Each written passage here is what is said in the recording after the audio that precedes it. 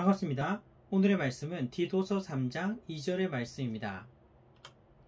아무도 비방하지 말며 다투지 말며 관용하며 범사의 온유함을 모든 사람에게 나타낼 것을 기억하게 하라. 아멘.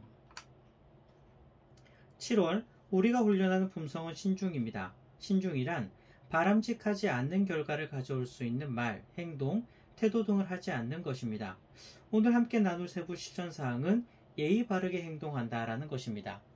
참 예의 바른 사람을 보곤 합니다. 말하는 것이나 행동하는 것이나 늘 정중하고 예의 있게 행동합니다.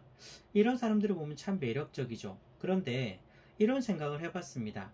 어떤 사람 보면서 저 사람 참 예의가 발라서 매력적이야 라고 말하기 전에 내가 바로 예의 바른 사람이 되어서 다른 사람들에게 매력적인 사람이 되면 어떨까요? 오늘의 주제는 예의 바르게 행동한다 라는 것입니다. 오늘 본문을 봅시다. 오늘 본문을 통해서 예의 바른 사람은 어떻게 행동하는지에 대하여 배울 수 있습니다.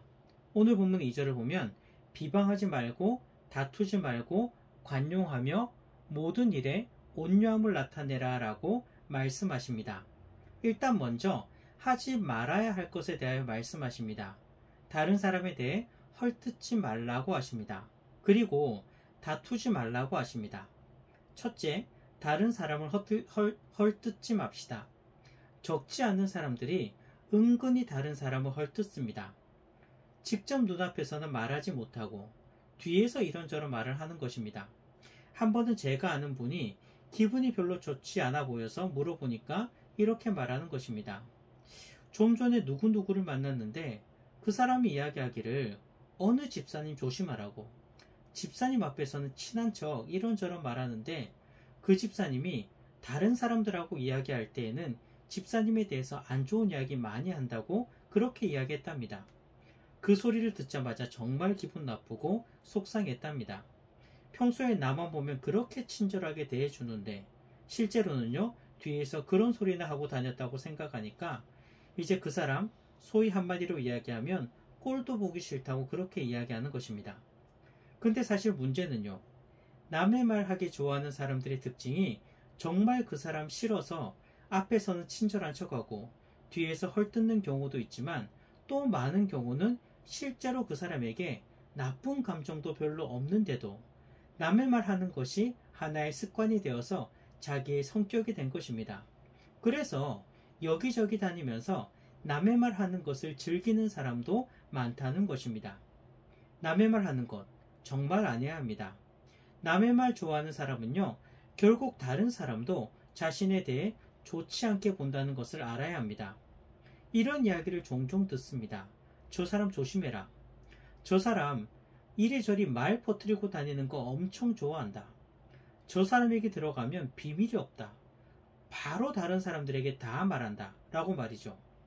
결국 남의 말 하기 좋아하는 사람은 자신도 다른 사람들에게 좋지 않게 보인다는 것을 알아야 합니다. 둘째는요, 다투지 말라고 말씀하십니다. 사실 주위 사람과 어울리다 보면 다툴 이유는 너무나 많습니다. 굉장히 중요한 문제로 다투기도 하지만 사실 주변 사람과 다툴 것들을 돌아보면 정말 아무것도 아닌 일인데 욱해서 다투는 경우도 굉장히 많습니다. 하지만 하나님께서는 우리에게 말씀하십니다. 다투지 말라는 것입니다. 다툴만 해서 다툰다고 옳은 게 아닙니다. 사실 다툴만 해서 다투는 거지 다투는 걸 즐기는 사람이 어디 있겠습니까? 문제는요, 그렇게 따지면 다툴 일이 너무 많다는 것입니다. 중요한 문제로 다투기도 하지만 정말 아무것도 아닌 일로도 다툴 수 있는 것입니다. 이런저런 이유로 다툴 이유를 찾으면 아마 매일 하루도 빠짐없이 우리는 다툴 수 있을 것입니다. 다투지 마시기 바랍니다.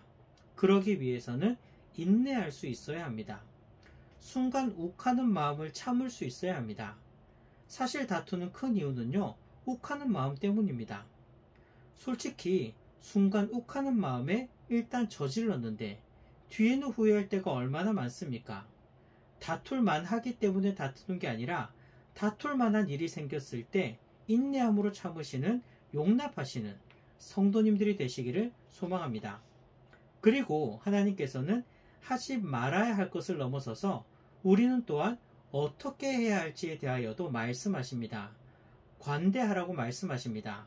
그리고 모든 사람에 대하여 온유하게 대하라고 말씀하십니다. 그런데 앞서서 하지 말라고 했던 것이 무엇입니까? 남을 헐뜯지 말고 다투지 말라고 했습니다. 그런데 어떻게 그렇게 할 수 있을까요?